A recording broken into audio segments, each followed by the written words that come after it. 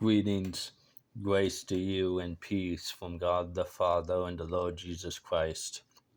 Today we will be continuing in Exodus chapter 3. Now Moses was pasturing the flock of Jethro, his father-in-law, the priest of Midian, and he led the flock to the west side of the wilderness and came to Horeb, the mountain of God. The angel of the Lord appeared to him in a blazing fire from the midst of a bush. And he looked, and behold, the bush was burning with fire, yet the bush was not consumed. So Moses said, I must turn aside now and see this marvelous sight, why the bush is not burned up. When the Lord saw that he turned aside to look, God called to him from the midst of the bush and said, Moses, Moses. And he said, Here I am.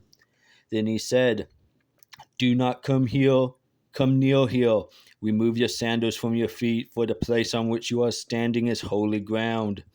He said also, I am the God of your father, the God of Abraham, the God of Isaac, and the God of Jacob. Then Moses hid his face, for he was afraid to look at God. The Lord said, I have surely seen the affliction of my people who are in Egypt, and have given heed to their cry because of their taskmasters, for I am aware of their sufferings.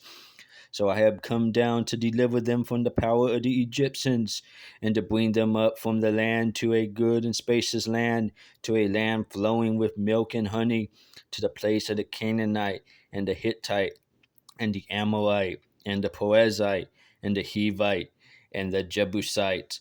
Now behold, the cry of the sons of Israel has come to me. Furthermore, I have seen the oppression with which the Egyptians are oppressing them. Therefore, come now, and I will send you to Pharaoh, so that you may bring my people, the sons of Israel, out of Egypt. But Moses said to God, Who am I that I should go to Pharaoh, and that I should bring the sons of Israel out of Egypt? And he said, Certainly I will be with you, and this shall be the sign to you that it is I who have sent you. When you have brought the people out of Egypt, you shall worship God at this mountain. Then Moses said to God, Behold, I am going to the sons of Israel, and I will say to them, The God of your fathers has sent me to you.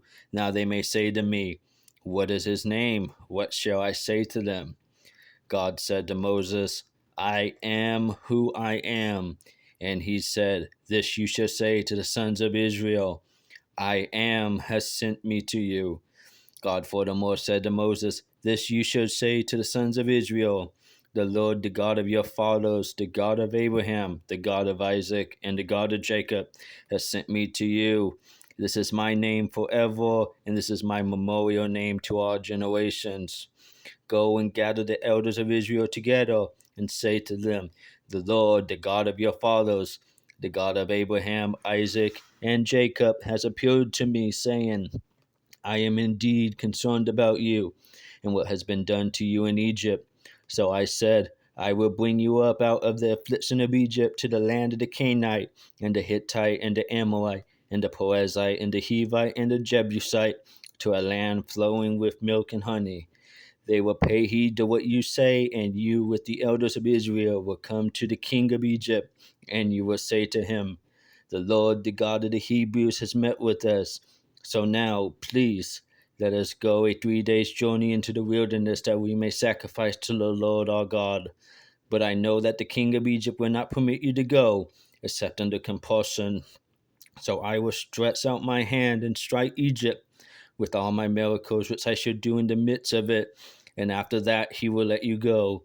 I will grant this people favor in the sight of the Egyptians, and it shall be that when you go, you will not go empty handed.